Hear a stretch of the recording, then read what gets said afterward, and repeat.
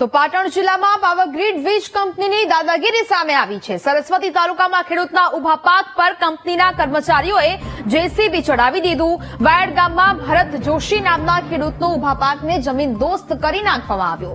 ખેડૂતના ખેતર વચ્ચે વીજ થાંભલો ઉભો છે અને જેમાં કામગીરીના નામે પાવરગ્રીડના કર્મચારીઓ જેસીબી લઈને આવી પહોંચ્યા હતા। સ્થિતિને પારખી ગયેલા ખેડૂત અને તેના પરિવારે વીજ કંપનીના કર્મચારીઓ પાસે આજીજી પણ કરી, હાથ જોડીને વિનંતી કરી કે પાકને નુકસાન ન કરો, પણ પદમાં મદમાં આવેલા આ વીજ કર્મચારીઓએ ખેડૂત પરિવારની એક ના સાંભળી અને ખેડૂત પરિવારની સામે જ તેમના ખેતરમાં જેસીબી ચડાવી દીધી અને ખેડૂત પરિવાર લાચાર બનીને નુકસાનને જોતો રહ્યો। આ સમગ્ર ઘટનાનો વિડીયો સોશિયલ મીડિયા પર વાયરલ થઈ રહ્યો છે।